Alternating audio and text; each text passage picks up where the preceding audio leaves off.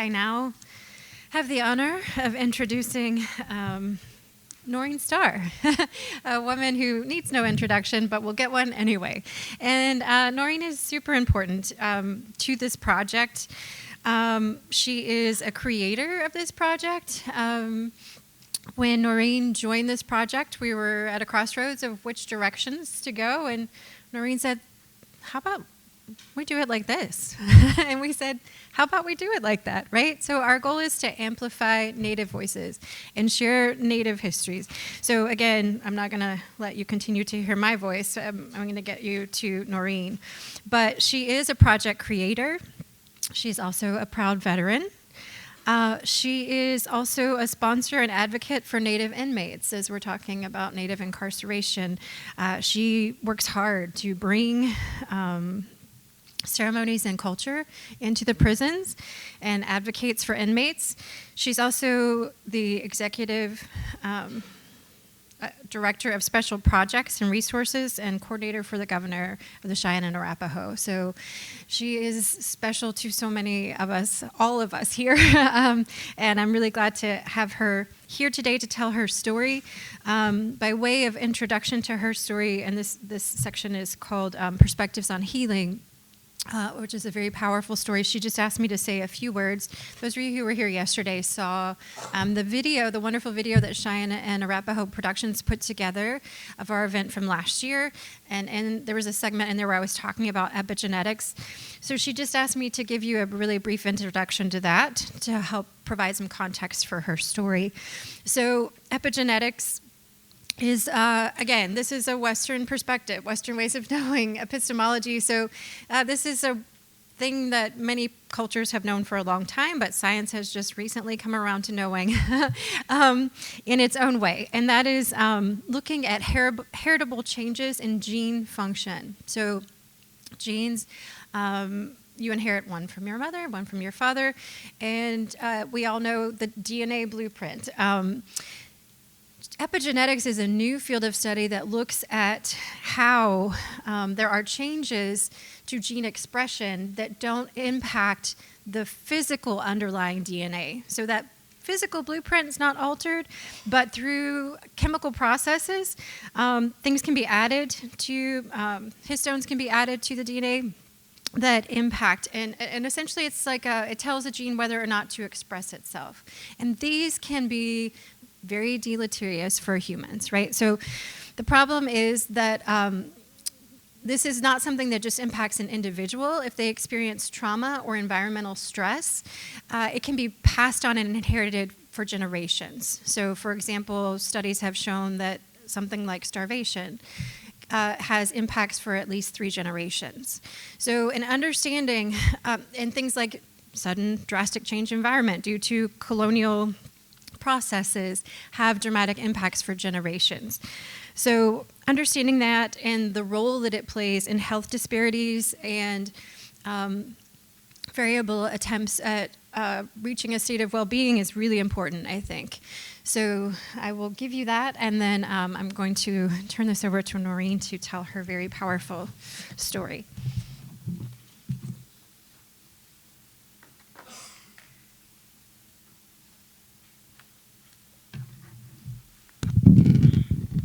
Good afternoon. My name is Norene Starr, and I am from I'm Cheyenne. I'm from the Cheyenne Arapaho tribes of Oklahoma. We started this project. I came here years ago with my grandchildren. Abby was with me one of the times that I came, and then her mother was yet to be born the very first time that I came here. This is a generational thing. Everything is relative. We're all relative. Everything here that is happening is relative. We're relatives to each other. You are my relations, every one of you. We are relative. Just like this little princess was talking about, and I loved her reword, that concept. That's amazing. And for us to go ahead and journey through this Hivamits this year these sacred steps that we're doing down here and leaving our footprints here is so immensely appreciated by me. This is personal for me, too. I am the direct descendant of Heap of Birds. He was my grandmother's grandfather. I am the direct descendant of Big Moccasin. He was my grandfather's grandfather. Red Paint Woman. That is the mother of who Abby is named after. Abby's in Cheyenne name, her name is Matsahe. So that's Red Paint Woman's daughter. And Heap of Bird's daughter. There is so many, my grandmother, if you can see over there, that was my grandmother, Helen Heap of Birds. And then, of course, you know, I have brothers and siblings. When I started my life, I guess it was not very positive. I have recently found out, and just recently, that I am the biological daughter of a rape. I did not know this, but it was, you know, family. And it took a while for me to figure it out. I didn't understand why my mother hated me. So this is some of the intergenerational trauma. My hero was 4 years old. I was 2. And I had a younger sibling, and he was 7 months. Our biological mother had left us in an apartment for 3 days. The little 4-year-old somehow got the 7-month-old down the stairs, the one flight of stairs in the back, and then somehow he talked me into going down the same stairs. I remember the rain. I remember the police officer that showed up in the alley as we was digging for food. Just little bitty things I remember. I don't remember everything, but those were kind of the beginnings of some of the intergenerational trauma that I have overcome and endured. I am a convicted felon. I have been to prison twice. Drugs. I was a methamphetamine user. I have 17 hours, 6 months, 14 days, and 2 hours and 10 minutes of sobriety.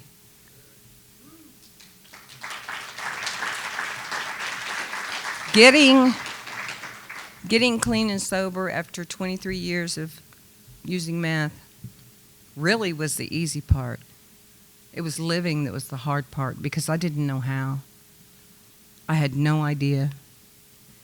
And for someone like me that had no formal education, I've got no letters behind my name.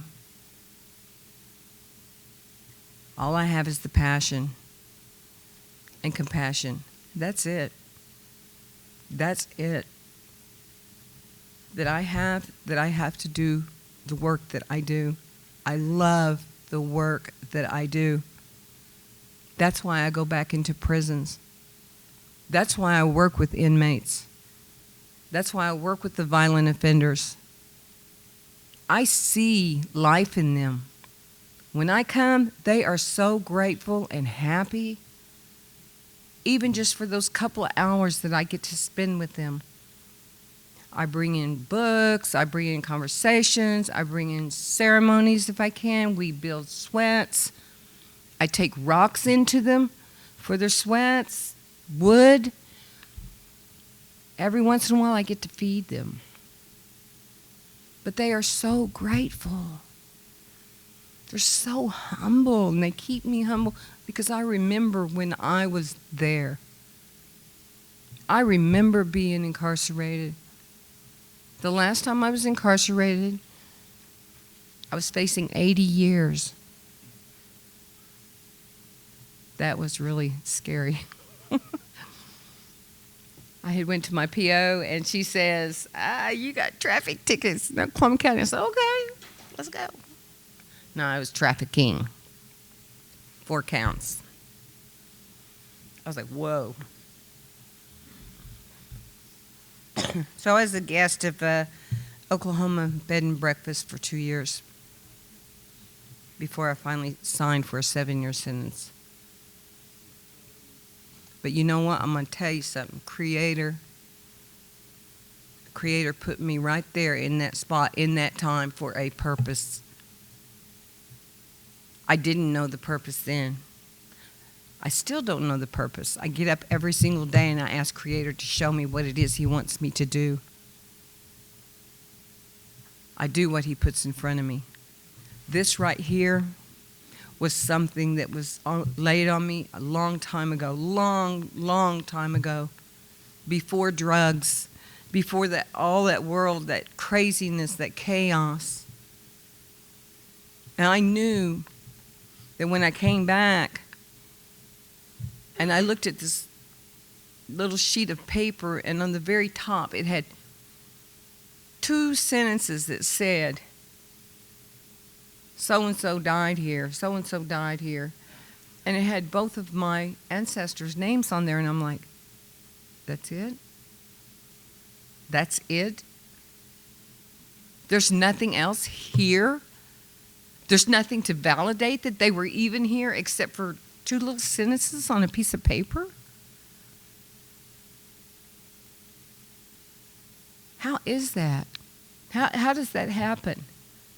A whole human life, our relatives, our ancestors reduced to 2 sentences on a piece of paper. We die twice. We die the physical, and then we die again when the last person on earth says our name. We are here to continue to say these men's names, our ancestors. We are here to continue to tell the stories. Every single one of you are so important to me. I cannot believe what has happened since this started. I cannot believe that every one of you are here, every tribe. All the descendants are here. This is so amazing. And I'm so grateful. I'm so very grateful. This is a living, breathing Hivamits. This is the sacred steps that we started doing. We're back here to do this work. We're back here to remind people of who we are, where we came from, and how we got here. We have a purpose together. Each one of you fills that space that I need. And I hope I can fill the space that you need somewhere, at some point in time in your life, at any time. My phone's on 24 hours a day, 7 days a week, by the way. Even the name, Castillo de San Marco, it's like they just erased that whole complete, total time. They whitewashed that particular piece of history. Just the name. And I see people going over there, and I see people going up there to visit, and they got all their kiddos, and they're all happy, and they got little families, and blah, blah, blah, blah. And everybody's just out for a new day. These people are unaware. They're unaware that people died there, that they gave our lives, their lives, so that we could have a life today. But this is what they left us. And this is what we have to do. It's a hard work. I know the emotions that you feel. I have felt them too. I know how you're thinking. I have thought those thoughts too. I understand. And this is about an understanding that we must have together to move forward in the work that we have to do. I want to thank y'all for coming. I just want to mention that we have several other smaller projects coming off of this project, and that we will continue to go forward, and we will continue to be and heal. You know, this is part of the healing. Being here, suiting up, showing up, listening, learning from everybody that was here, learning from each other, sharing the pain. That's part of the healing process. That's part of it. That's the healing. And that's what we need. And that's what we need as a people, I believe. That's what I need. Last year I talked about my grandchildren, Gracie and Drake. Gracie was murdered in 2020, and Drake was murdered in 2021. Both of my grandchildren are gone. I done those things. I done those sacred steps. I done those hivaments. I done those ceremonies that I had to do to get back. I had to come back. I have other reasons and other purposes to be here on this earth and do this life. One of them sitting right back there. I'm here because of Abby. Today, I'm here. That's my granddaughter. She is the 7th generation of Big Moccasin and Heap of Birds. That is relative to how we pray. That is who we are as a people. So now I have to live. We have to live. We all have to live for those men that died here and those prisoners that didn't come home. My grandparents used to talk about it. They wanted to know what happened. Well, they didn't even know where Fort Marion was. They had no clue. They just knew they were in Florida somewhere. We never got word. The federal government never came and told us that they were gone or deceased. So they're sitting at home and they're looking for them, for their grandfathers.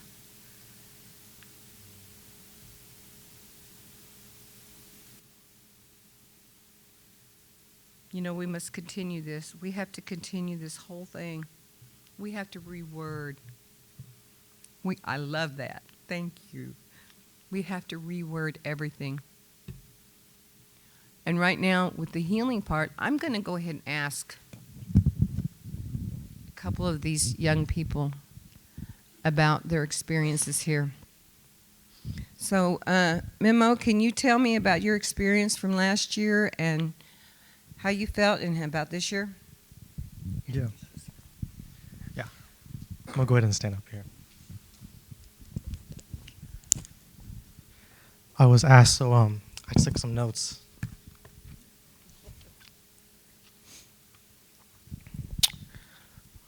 Memo na ishivit, makunako na histats assistas. Hello everyone, my name is Memo Valenzuela. I come from Oklahoma City and I am Cheyenne. Some people call me the Prince of Cheyennes, but just kidding. but yeah, so I'm here as a youth ambassador because Norene chose me, and I'm just grateful to be here and also play taps on the trumpet. I'll be doing that later today.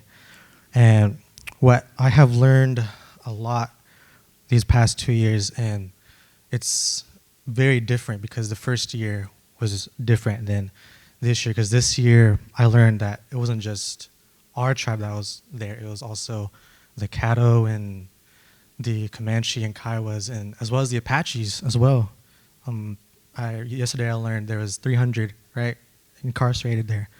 And I also learned throughout school, right now I go to SIPI, they teach us more about tribal history, and we learned about the South during the colonial era and how the Spanish people took Florida and slavery was drastic here. And the first year I came, I really didn't understand that. But as I was flying on the plane here, on my way, it was very different the first time. The first time I was like, oh, Miami, yachts. No. But this time going over, it was like, okay, like, it really changed my perspective, because you look out and you're like, oh, wait, like, slavery was here. This was a battlefield, and all this genocide happened here, and there was conquistadors, and yeah, of course you know that through like third grade history class, but being there and actually understanding it this year, it was just completely different, and it was like similar how you were saying about actually going to the fort and like seeing it, and it's like that presence there of actually understanding. It was like a big change and all that, but it also led into me learning more. I also learned more about my last name, because my last name is Valenzuela from my dad's side, because he's Mexican, but from my mom's side is where I get my Cheyenne last name from, which is white man. And I also saw there was Cheyenne here that was named white man. So I learned that I might be a descendant from there, so I'll do more looking into that after this. And about that last name, I also saw that we say Vejo, and that means white man in Cheyenne. I also learned that I'm learning new words too. Thank you, Max. I'm also still learning my language, so yes. But Vejo means white man, but it's a direct translation to spider. Vejo means spider, but the reason why we called the white man spiders is because they said that they would build fences, and it was similar to a spider's web, and they'd cage us off. And so I learned my last name could be translated to Spider-Man instead of white man. So yes, this was also cool. But yeah, but this is a lot of random facts that I learned throughout these 2 years, but all this ties into what we do from here on out. Like, I'm glad that Norene has started this project, and it's led to a lot more. And this is, who would have imagined this would have happened 100 years ago? And looking at this now and seeing all this is showing me, okay, it's really good this is happening now. We've come a long way. And how can we move forward with this? I see there's a lot of more projects going on, the missing, murdered indigenous people, and I also see us taking action through the NCAI. And it's not just about learning how to move forward from here. It's also about learning to move forward even when we have obstacles in our way, such as the tribal car tags. Like, who would have thought that would have been a problem? We've been driving for years now, but I guess now. But, speaking of which, does anyone know why, specifically and legally, why that's a problem all of a sudden? Money? I see. I see. Yes, so the state has to earn its money. Yeah, it's just interesting how now it's a problem, and if they got to tax us, I guess you got to tax every other tag from another state, but that makes no sense. So, but yes, throughout these next few years, I'm gonna keep on being the prince. I'll keep learning, and yeah, yeah. But we'll see, and I'm glad to be here. Thank you for having me, and I'll keep learning. Thank you. Thank you, Marion. I do appreciate this young man. He made me a promise. So someday, somebody needs to hold him to that promise, Abby. Even he knows what the promise is. You don't. But he knows what the promise is. Okay, is there anyone else here who would like to speak that has something to say? Just tell us your feelings. Just about your experience of being here and what you've experienced. And Yeah. Manaweka, Nananiatsa, Pitiostamai. Hello, everyone. My name is Martina Minthorn. I am Comanche. I'm the Historic Preservation Officer. Thank you, Norene, for putting this together and your efforts. My experience actually visiting the fort yesterday was just very overwhelming. Just like she said, just the sense of feeling and to know the people that were brought here and their story just to get here and not knowing if they were going to be returning back home and just the conditions of being there and the confinement of the walls there was just felt really heavy on us and everything, and all of us felt that experience, but just the sadness, but also the prayers that were said for praying for the loved ones back home and everything, and those prayers that were sent for them back here. And so I'm just glad to be able to be with some of the descendants that, you know, had those family members home, but being able to tell their story and get the story to be known to the local people, but our relatives back home too, just so that their story's told. And so we come from Fort Sill. We live and drive through Fort Sill every day. And so just in knowing when we left at 3 o'clock in the morning, and whenever our prisoners, they loaded up at midnight. And so here we are driving, you know, they're coming by wagon, we come by plane, but just to be able to know, you know, the hurt and the sorrow, and just knowing that their life was going to change dramatically. And so coming to the ocean, you know, that was a big change. So we come from the plains, and so definitely it's a good experience, but definitely want to be able to get their story told back home. And so I'm just thankful for the opportunity. Thank you. Thank you so much. I appreciate your words. Anybody else like to speak? Would you like to say a few words? Good afternoon, everybody. My name is Kelly Factor, and I'm the Vice Chairman of the Caddo Nation. And I just wanted to thank you for all the work that you've done, and I'm just really proud to be a part of it. Me and the Caddo delegation came in a couple days ago straight from New Orleans from the National Congress of the American Indian. And like the young man was saying, it's a lot of hot topics going on right now in Indian country, but we felt like this was very important enough for us to be here because the history is what we have. We have to hang on to our history. We need to, it's our responsibility to know. It's our responsibility to continue our efforts in finding out, you know, the atrocities that's happened and to make it known. And something that came up yesterday or this morning was like the history. We weren't taught a lot of this history, what happened to our peoples. And it's just important that we all know and that we get into the schools that we need to know what happened. This is part of the U.S. history that seems to always be left out. So basically, I just wanted to let everybody know that on behalf of the Caddo Nation that we're very proud to be here. And it's our responsibility to know and understand, and we stand with everyone here that we want to continue our efforts to help in whatever way we can moving forward.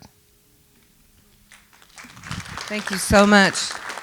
So let's reword everything. Let's reword everything here. Let's tell everybody the real history. Let's tell our family, our descendants, our family members. Let's tell them the you know, our truths. The best way to tell our truth is how we've always done it, orally. That's how we do it. I mean, we didn't have a way of writing stuff down. We've done everything orally. So now it's time for us to pick up and be responsible and tell those stories and continue. So I want to thank everybody that's here. I want to thank you so very much for coming. And I'm going to go ahead and close this piece out. If y'all have any questions, you're more than welcome to ask me afterwards.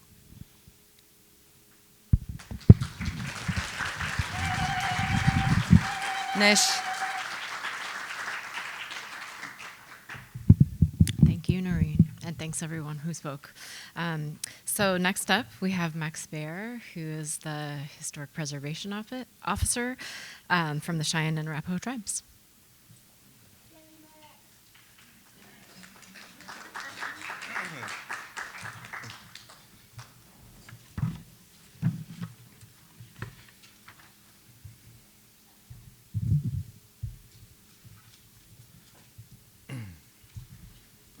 Pevishe, Mataveo na hashive.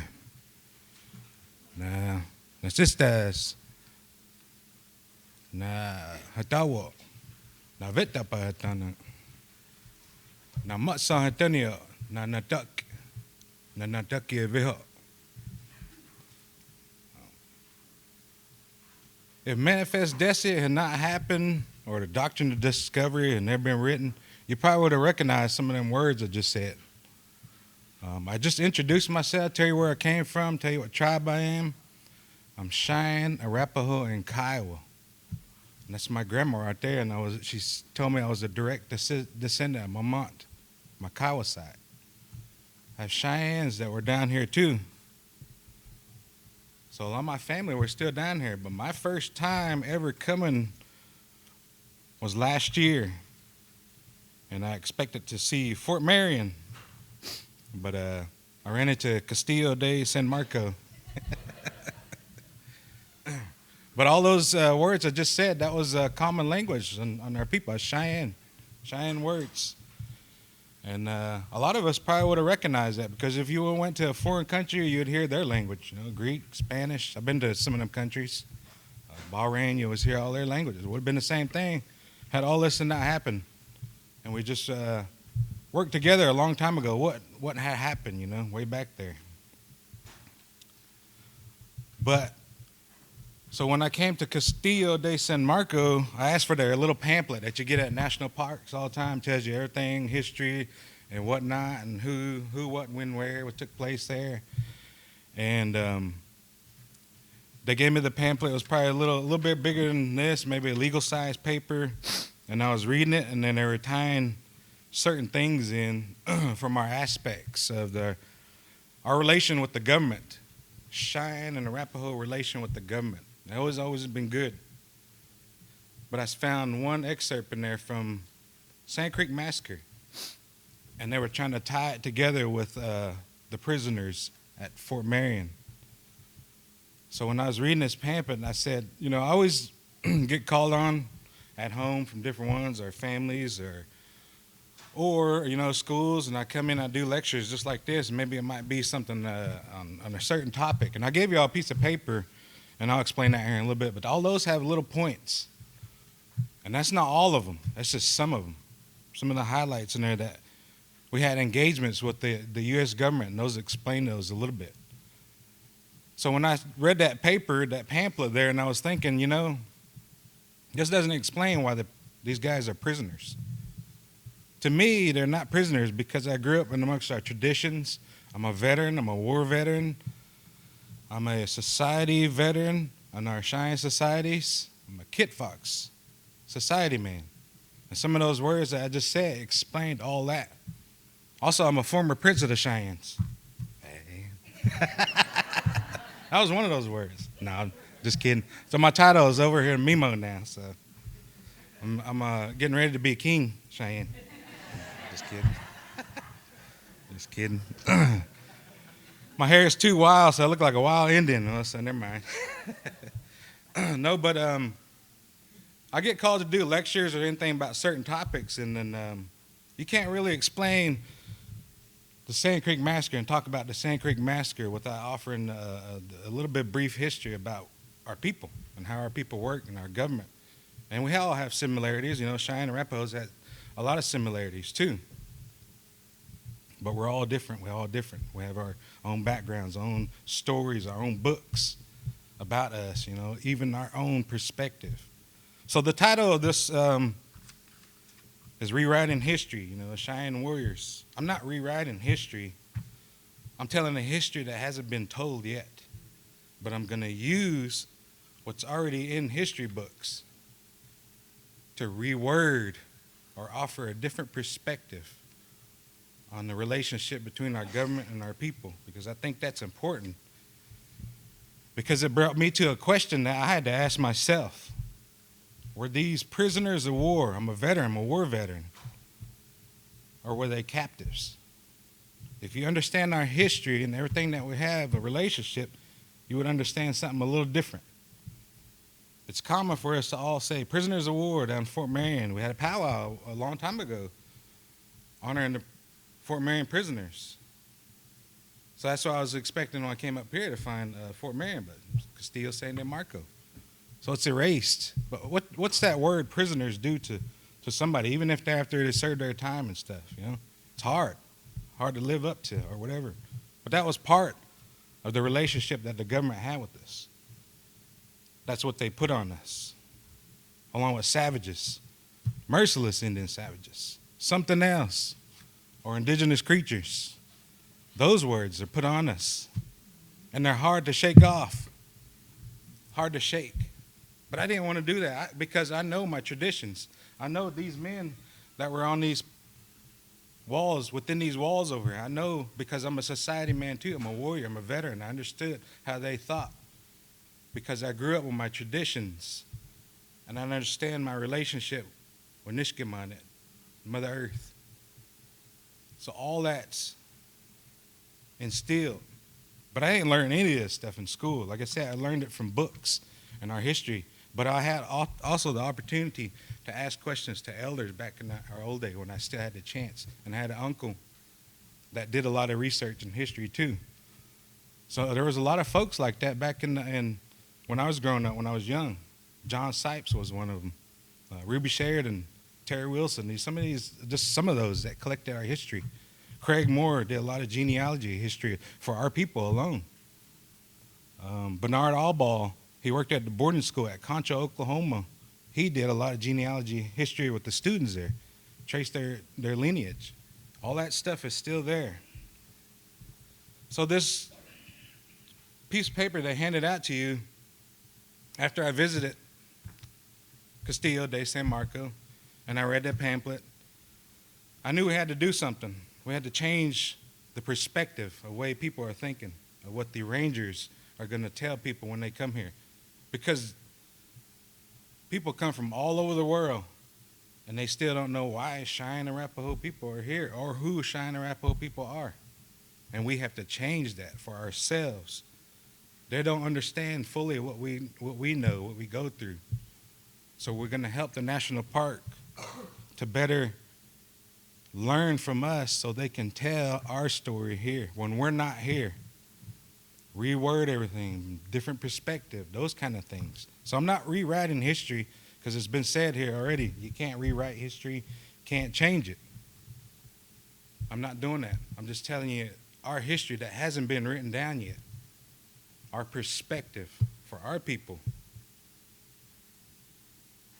And we developed this short timeline, and we've added in, took away, edited it. And we were able to come up with just a short little one-page timeline just to help increase the knowledge of the rangers and the national park, to tell our story when we're not here.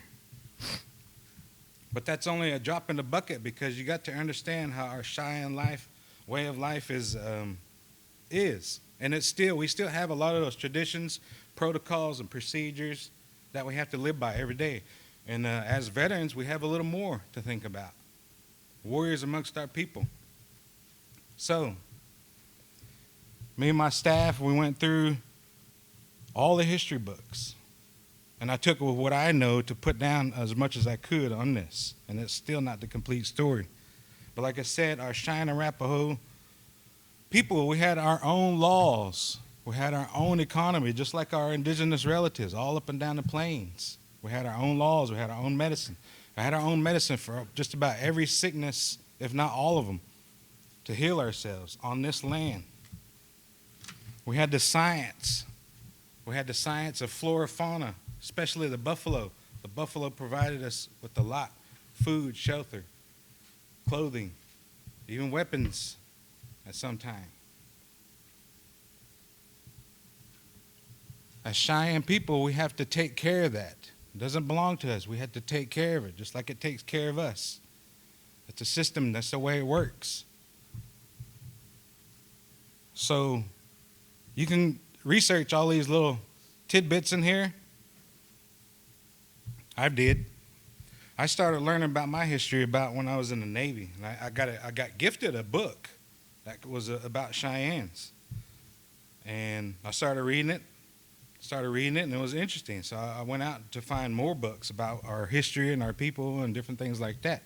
So that's where my knowledge came from. I didn't go to college to do this. I went to college for something different else. But I sat through some history classes and heard the professor say, yeah, savage this, savage that, when they got to the part where they talked about, manifest destiny. But manifest destiny to us was an invasion in our homeland to everything that I just explained, our science, our economy, our people, our way of life. That was an invasion. We were never at war with the government. We never declared war. We were always on the defense. We were fighting against an invasion of our way of life and our people. We even also made peace with our enemies just to get through that. We lost, but we're still here. They didn't get rid of all of us. We lost the land. We lost a lot of our rights. One of the rights is still coming up now in our current times, talking about more money from us. That's us paying the government to have our own tags, to have our own land, to have our own borders, that kind of thing. We had a trivia question a while back amongst our tribal employees, and one of the questions was how many treaties were the Cheyenne Arapahos involved in? And nobody came up with a clear answer, but I think in the end they decided on 8 or something like that, if I remember. My answer was 0. Because these treaties weren't in Cheyenne, they weren't in Arapaho. They didn't use our words. You can't translate everything that was on those treaties into Cheyenne or into Arapaho. They didn't understand how our government worked. We had a council of 44 on Cheyenne, and when the Arapahos, they had, we had a council of 44 chiefs. 40 of them represented the 10 bands, and 4 of them came from there. And from those bands, they nominated 4 more to make a governing body out of the chiefs. But our society warriors, those were the governing body. The chiefs were the peacekeepers. Not one person can speak up for another Cheyenne. Not one person can speak up for the whole entire body of our people. It takes a collective. That Cheyenne Council, our Warrior Council, and what they decide on, they'll let the people know, and that's the decision. So these treaties were never legal to us. Even though they're ratified, government and all that stuff, they were never legal to us because we didn't understand them. They could have told us anything that was on that paper. Could have been a menu. Either way, it wasn't legal to us. So those treaties, of them trying to make us stick to those treaties, we couldn't understand borders. We couldn't understand fences. That's what caused the problems with our relationship with the government. That's why we were always on the defense. We were always taking losses. We were given a few best. It was defense. We didn't declare war until 1875. And that was because Custer had came into a Cheyenne camp because he was almost under attack, and one of his scouts knew what lodge he had to make it to. So as he rolled into camp, all the warriors were getting ready to attack him, but he made a run for that special lodge. No violence takes place at that lodge. So he ran in there. He was talking to that priest, that main man that we had, that covenant keeper. That keeper told him in our language,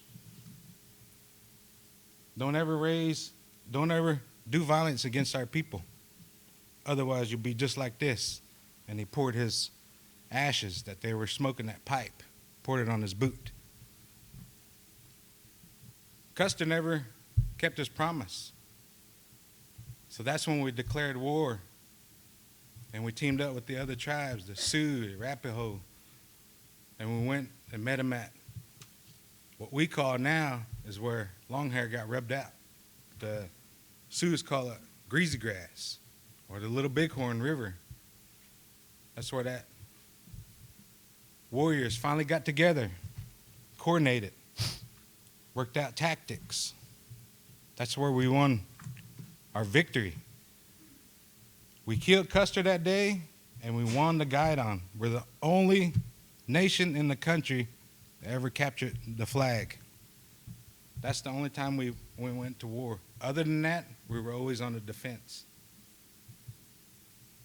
We have 3 main massacres that were against us that caused these things. Young warriors wanted to get revenge. First one was in Sand Creek Massacre, 1864. Over 200 women, children, elderly. It was a chief's camp. Chiefs were peaceful. And the Sand Creek Massacre happened because the government told them to go down to camp on that Sandy Creek down there. And you won't be bothered because we're going to give you a United States flag and we're going to give you a white flag of truce. And you put that up on a pole, we won't bother you. But it wasn't like that. They knew exactly where they were, and they went down there and they massacred them early in the morning. And they would have killed everybody because that massacre lasted all day, 8 hours long. Had 2 soldiers not raise their guns and ordered their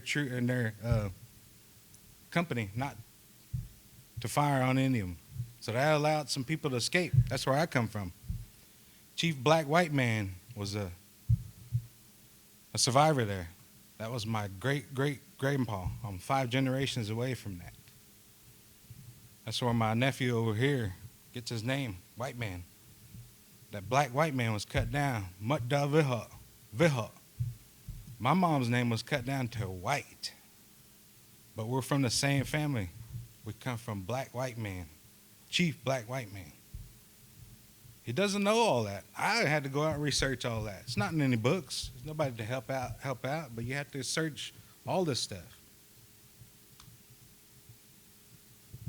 So 4 years, that caused hurt, pain amongst our warriors. They wanted revenge. There was a lot of chiefs were telling them, no, you're going to lose. Try to hold them back, but no, our societies make the rules. That's how it works. What they say, we do. They were going to defend ourselves again. 4 years later, Ouachita Massacre, almost the same thing. Go down on that river, camp.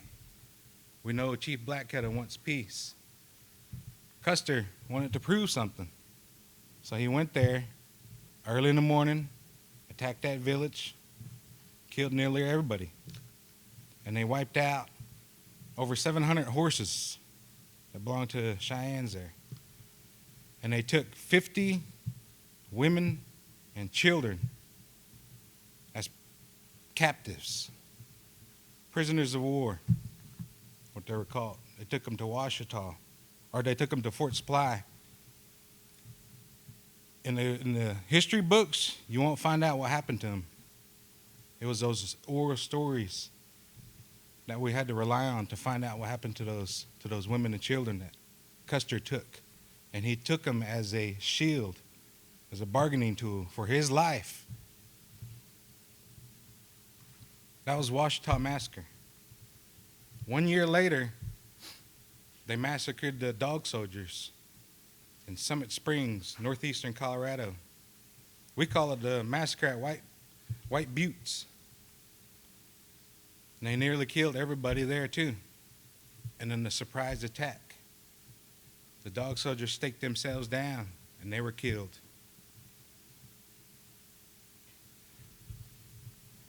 So after that, that's when the Red River Wars started. And that's another chapter. And that includes all of us that are here too, all our relatives. Kiowas, Comanches. We were going to fight for our freedom to stay free, not bound up on the reservation, because the reservation and the treaties weren't being followed. A lot of annuities that we were supposed to get weren't coming to the people. Some of them were ending up in private hands being sold somewhere else or taken for themselves. We may have gotten half of what was promised to us, or maybe even if that. So that's what led into the Red River Wars. We wanted to stay free, hunt the buffalo. At this time, the buffalo was starting to decline drastically. A lot more settlers start moving in. And after the Treaty of Fort Wise, 1861, there was probably about 150,000 migrants moving into the plains. A lot of them couldn't handle it, though, but about 40,000 remained. It was right in the heart of our Cheyenne, Arapaho, and all our plains indigenous tribes land right there, because of gold was discovered in the Rockies. And that's what started. We need to build forts to protect all the people who are coming out here to get some gold and make their riches. So all these forts weren't built in support for our people. They were built to control our people on our own land. So after the Red River Wars, that was justification for prisoners. Let's send some prisoners out. Somebody's got to pay for these atrocities. So when we were finally, all the ones that were finally done fighting or couldn't fight anymore, and we went and didn't want to fight because we didn't want to be annihilated. We never surrendered. We went up there to do what we could do for the survival of our way of life and our people. That's what those men represent right there. They did what they had to do for the survival of our way of life. They didn't surrender. They had no choice. Otherwise, we were going to be wiped out. It was in our prophecies, the saying that we're going to be wiped out. We're going to assimilate. That's what their responsibility was. That's a heavy burden to carry, to send themselves down here. Because none of them were on trial. None of them ever had a trial. 1 mile away from where we work, Concho, is where this Battle of the Sandhill took place. And that was when they were, in 1875, they were shackling them up. And it was right there on our reservation because it talks about Caddo Springs, and Caddo Springs is right across the street from where my office is. That's where they were. There was a blacksmith shackling them all up. And the commanding officer that was there that day, he got so drunk, he got to the number, 12? So he randomly picked 18 other men that were just standing around, and like somebody said, they were just standing around seeing what's going on. They got picked. Now they're there. 18 of them without justice. So that's why I ask, were they really prisoners of war? Me being a veteran? The actual definition of prisoners of war, if I'm not mistaken, is being captured by a belligerent power during battle or immediately after battle. If I'm not mistaken, that's the definition. So I'm trying to work my way around, are these prisoners? We categorize them as prisoners. Captives is the best term I think we can use for these men that were down here, these women. And there was a child down here too. Because I seen those masks back in March for the first time in real life. And it angered me because there was a 9-year-old kid there. Had his mask on there too. And I think he was Comanche or something like that. But there was a 9-year-old kid that had a mask there. I didn't cry. That made me angry.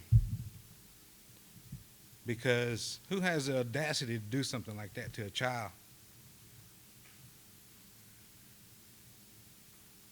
But I'm not rewriting history. I'm just telling you my perspective, the way I think, because of who I am and what I know. And in this position that I carry, Tribal Historic Preservation Officer, carries a lot of weight with it because we have an official government-to-government communication line. Either our office or the executive office has those two lines of communication. So it's important for this position to make sure that the national parks that involve where our historical footprint are telling an accurate story for us in our place when we're not there. We've got to teach them our perspective of this. So that's why I try hard not to call these men prisoners,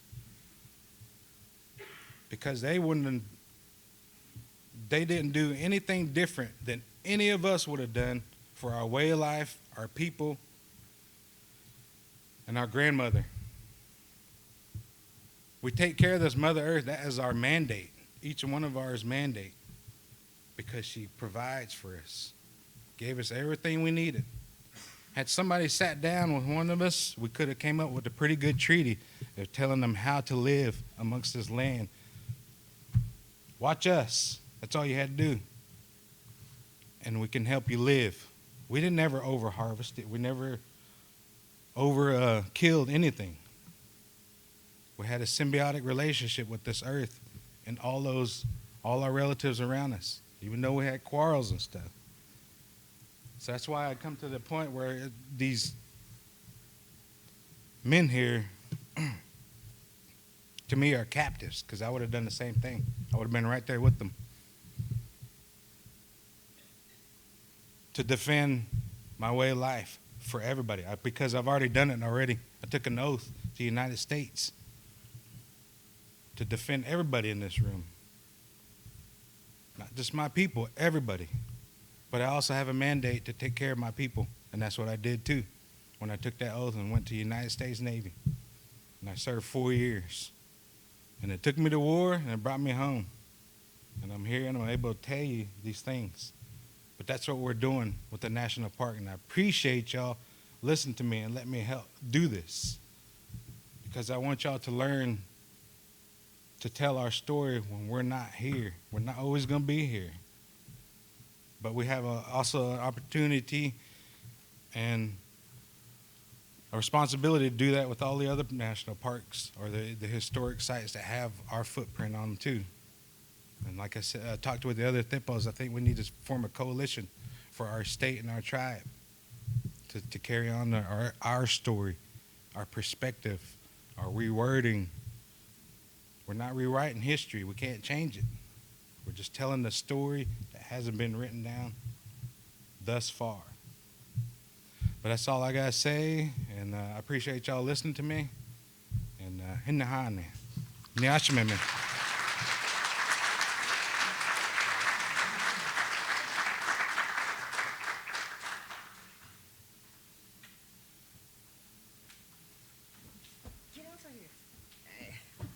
I think we're just going to take a quick break. Oh, I see a... I just wanted to say, there's a lot of wars, massacres happened in 1891. The last massacre, Wounded Knee. There was a Sioux warrior named Plenty Horses. He shot and killed an Army officer. They took him to trial for murder. And through deliberations, they said, it was a time of war. Otherwise, all the natives that they had murdered in Wounded Knee, they should be tried. So they said, oh, it's a time of war. He was just acting as a time of war. So, that's history. It's there, but it's not brought up in the mainstream history. And even today, there's a movie out, Killers of the Flower Moon. There's a lot of injustice in there. And you think, oh, that happened a long time ago. It's happening today. Not, car tax are just the tip of it. So, the history needs to be told, needs to be corrected. History has been whitewashed. Yep, that's right. Also, in the next chapter after this Fort Marion, they got back. During that time, it was started in the boarding school area. Some of these men went straight up to Carlisle. We went to Carlisle this past year, same thing. A lot of that's being erased up there. But you got the Pratt Hall, the Jim Thorpe Gymnasium there. Those gymnasium that is named after Jim Thorpe, those kids that went to school there bought and paid for, even built that gymnasium. I recommended them to change that name to the gym they built, because they paid for it. They built it because that was part of their trade to learn masonry. When they went out in town to work with all the rich folks, I guess that's slave labor. That's the money that they brought in to pay for that gym. But his name's Jim Thorpe. That railroad track that they came in on is covered up, completely fenced off, all overgrown. You can't even see it from the car lot. You have to go way back there against the fence and look in there. And you'll see that train track where those kids came. Some of those kids last ride. We still have 6 children up there that are, no, we have 15 children that are buried up there. We have one child that was buried in an unknown grave because they forgot where they put him. We're not sure if we can get him home at the same time, because next year we're going up there to bring those kids home because they didn't get proper burials. We're going to take them home to our reservation. But that's that next chapter, that Carlisle, that boarding school, that there is still going on too. That chapter hasn't closed yet. But that's all I have to say about that portion. Thank you. We'll take a quick break. Sorry. My mother is a product of boarding school being taken and put in boarding school when she was 8 years old. She didn't know English. She was punished all the time for speaking her own language because that's all she knew. It's right here. There's a lot of them that were taken like that. Were you in boarding school too? Fort Sill Indian School. Riverside. They were just taken. They didn't go on their free will. They were taken from their homes. And their parents, their people couldn't see them, couldn't talk to them, couldn't help them, couldn't get them out of there. They were taken and put there and left there. That was the government. A lot of times the state for Oklahoma DHS legally kidnaps our children today even. I grew up in the system. I went to several boarding schools. I went to a lot of boarding schools, and then, of course, you know, I was in several children's homes. I was adopted 3 times and returned to the system because they didn't want me. I was too much. I was too much. I don't know if it's just because I was angry or because I didn't know where I belonged or because I didn't belong or because somebody, you know, I just wasn't wanted. I don't know that. I know that my behavior was really bad. I wasn't an easy child. So the system gladly took me, you know, so, and then of course, you know, even in the boarding schools that I went to, you know, I went to Concho and Chilocco. They weren't fun. There was nothing fun about them. I don't really remember being abused there. I was really neglected. I was kind of invisible, you know. I remember that, and I know that I didn't have any family. I didn't have anybody, and there was no affection ever. I don't ever remember being held or you know, somebody loving me or telling me the emotional nurturing that we do. I don't remember that. I've had to learn that. It's kind of self-taught, so sometimes I'm not really affectionate towards my own children or my own grandchildren. So I'm still learning. I'm still learning to do that. And I know that there's a lot of injustices, and I know there's a lot of horrors, and there's a lot of pain, and I know that we have to come through that, and it is our responsibility. I'm so grateful for you ladies that are here that came. I know it's a hard trip. I know it was a long trip for you, but I'm so grateful that you were here, and I'm so humbled that you would take time out of your life and come down here and honor these captives and honor your families and honor mine.